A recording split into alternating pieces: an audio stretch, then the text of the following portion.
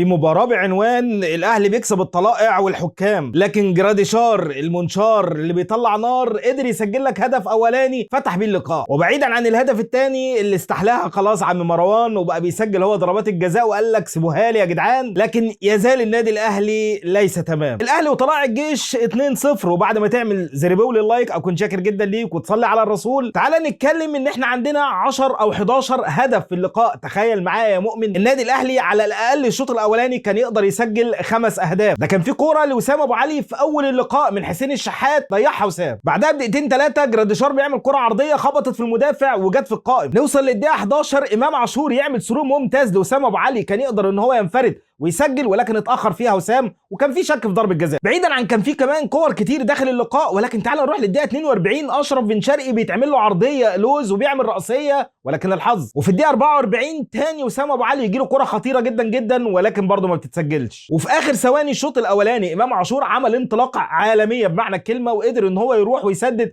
وشالها محمد شعبان بشكل ممتاز. الكره النهارده ما كانتش ماشيه مع وسام ولا امام، لكن مع بدايه الشوط الثاني لسه بنقول بسم الله، كره تتلعب طوليه امام يريحها لجراديشار اللي بيسدد الكره من نار، يجي يمسكها محمد شعبان يقول لك سخنه يح، فيسجل النادي الاهلي الهدف الاول. خد بعدها بقى كور كتير مثلا زي كره وسام ابو علي اللي ريحها بكعب رجله لمحمد هاني جوه ال 18 سهله يا هاني، لعبها بره خالص. كره ثانيه واجمل وامتع كره في اللقاء كله، اشرف بن شرقي ياخد الناس كلها ويروح ويكمل ويوصل لحد منطقه ال 18 ويقول له خد يا حسين الشحات هاتها جول، ولكن ما تفهمش ايه الايرور اللي حصل في دماغ حسين الشحات، لعب الكره في القائم. يعني ده غير كور كتير داخل اللقاء حسين الشحات كان هيشيل لنا حرفيا. وبعد شويه تغييرات تمت سواء كان عمر كمال او السوليه او محمد عبد الله اللي لعب النهارده الشوط الثاني جيد، في كره كده غريبه راحت لامام بعد نزول محمد عبد الله اداها له والمرمى فاضي قدامه، يعني انا يعني مش فاهم بصراحه امام عامل فيها ايه، لكن في لخبطه تمت من امام في الكره ديت. وتاني الواد محمد عبد الله اللي بسم الله ما شاء الله عمل كره عالميه لامام عاشور، عرضيه جميله جدا من ناحيه الشمال دخل فيها امام بستارز الجزمه ولكن الكره تطلع بره. ولكن تخيل معايا يا مؤمن نوصل للدقيقه 90 النتيجه 1-0 النادي الاهلي، فرص كتير مضيعينها وهجمه واحده كان ممكن يدخلها طلائع الجيش يسجل في اللقاء ويطلع 1-1 ويصعب الامر على النادي الاهلي. الكره كانت في الدقيقه 88 نزلت لمتعب خلف محمد هاني كالعاده، محمد هاني في الكور العرضيه اللي بتتلعب وراه مش شايف، ولكن يعني ساتر ربنا الراجل لعب الكره بره خالص. وفي الدقيقه 92 شك في ضربه جزاء، الولد دخل في رجل محمد عبد الله فرتكها له